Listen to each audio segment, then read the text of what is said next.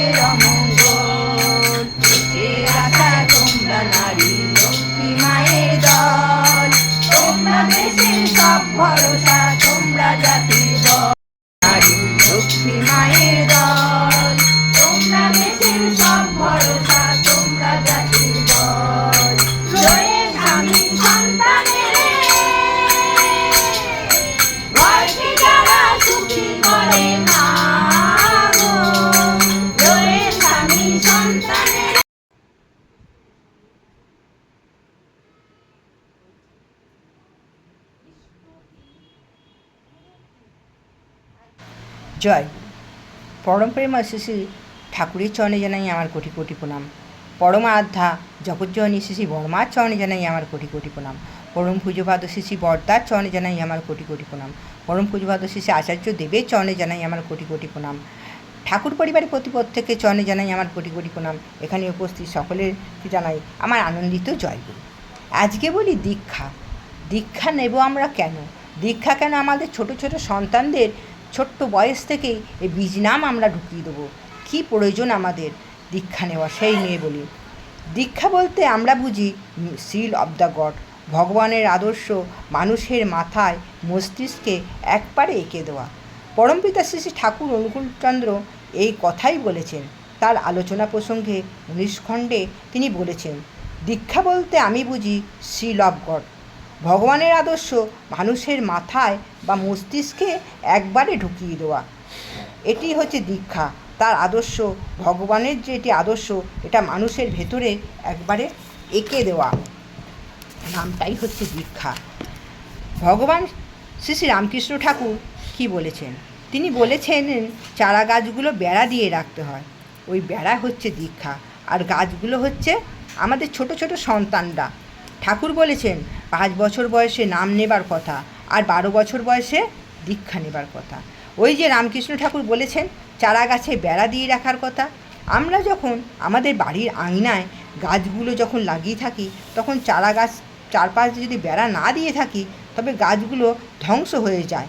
ওই গাছগুলো বিভিন্ন গরু, ছাগল, নানান রকম পশু পাখিতে খেয়ে নষ্ট করে দিয়ে ফেলতে পারে, আবার অনেকে নষ্টও করে দেয় এমনি। এই জন্য চারা গাছগুলিকে বেড়া দিয়ে যেমন রাখতে হয়, ঠিক সেই রকমই আমাদের ছোট্ট ছোট্ট সন্তানরা আছে।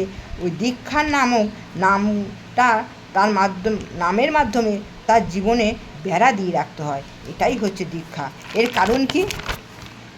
এর কারণ হচ্ছে 5 বছর থেকে 7 বছর বা 7 বছর থেকে 12 বছর বা তার ঊর্ধ্বে, এরপরেই সন্তানরা কিন্তু কোনো সন্তান যেন তারা ভুল করে ফেলে, তখন যেন তারা ঠাকুরকে না দোষ দিতে পারে। সেই জন্য ঠাকুর এই কথাটি বলেছেন। 5 থেকে 7 বা 7 থেকে 12 তার ঊর্ধ্বে সময়টা, যে বয়সটা থাকে, তার ভেতরে সন্তানরা নষ্ট হয়ে যাওয়ার সম্ভাবনা বেশি থাকে। এই জন্য দীক্ষা নামক যে ব্যাপারটা, দীক্ষা নামক যে নাম, ওই বীজ নাম তাকে গ্রহণ করাতে হয়। তাকে ঠাকুরের ছত্রছায়ায় এনে এই বেড়া জালে তাকে আবদ্ধ করে যেতে হয়, তাহলেই তাকে সামাল দিয়ে রাখতে পারে। ওই দীক্ষার মাধ্যমে আমরা দুটো জিনিস পাই, নাম আর নামী। নাম কি? নাম হচ্ছে সেই বীজ নাম, আর নামী হচ্ছে আমি, যার নাম নিয়ে সেই মূর্ত বিগ্রহ বা ঠাকুর মাঝে মাঝে বলতো, এমনই নাম করছো তো, ওই নামের সঙ্গে নামীকেও স্মরণ রেখো। কারণ কি? শুধু নাম করলে 50% লাভ হয়, আর নামের সঙ্গে সঙ্গে যদি নামীকে স্মরণ রাখা হয় 100% কাজ হয়। এটা আমাদের খেয়াল রাখতে হয়। আমি কার ধ্যান করছি, কার নাম করছি, এটা কিন্তু আমাকে ঠিক রাখতে হবে। ওই যে নামের সঙ্গে সঙ্গে আমাকে নামীকে স্মরণ রাখতে হবে। তাই দীক্ষার মাধ্যমে আমার দুটো জিনিস পাই আমরা। নামের যে মূর্ত বিগ্রহ, সে নামীকে আমরা পাই। আমরা ঠাকুর অনুকূলচন্দ্রের দীক্ষায় দীক্ষিত। শুধু নাম করলে কি হয় ভাবুন তো? ওই নামের সঙ্গে পরমদয়ালের মূর্ত বিগ্রহ কিন্তু আমাদের গুরুর মাঝখানে স্মরণ রাখতে হয়। নামের সঙ্গে নামীকে কেন স্মরণ রাখতে হয়? যেমন আমাদের সন্তানদের আছে, আমাদের যে ছোটো ছোটো সন্তানরা আছে সবাইকারই, তাদের একটা নির্দিষ্ট নাম আছে। ওই সন্তানকে আমরা যখন নির্দিষ্ট ওই নামটা অনেক হাজার হাজার সন্তানের আছে, আমরা যখন আমার সন্তানকে ডাকি, তখন তার মুখটা মনে করেই আমরা তাকে ডাকছি, আমার সন্তানের চেহারাটা চিন্তা করেই আমরা তাকে ডাকছি। ঠিক তদ্রূপভাবে নামের সঙ্গে সঙ্গে যদি নামীকে স্মরণ রাখা যায়, 100% দীক্ষার সার্থকতা হয়।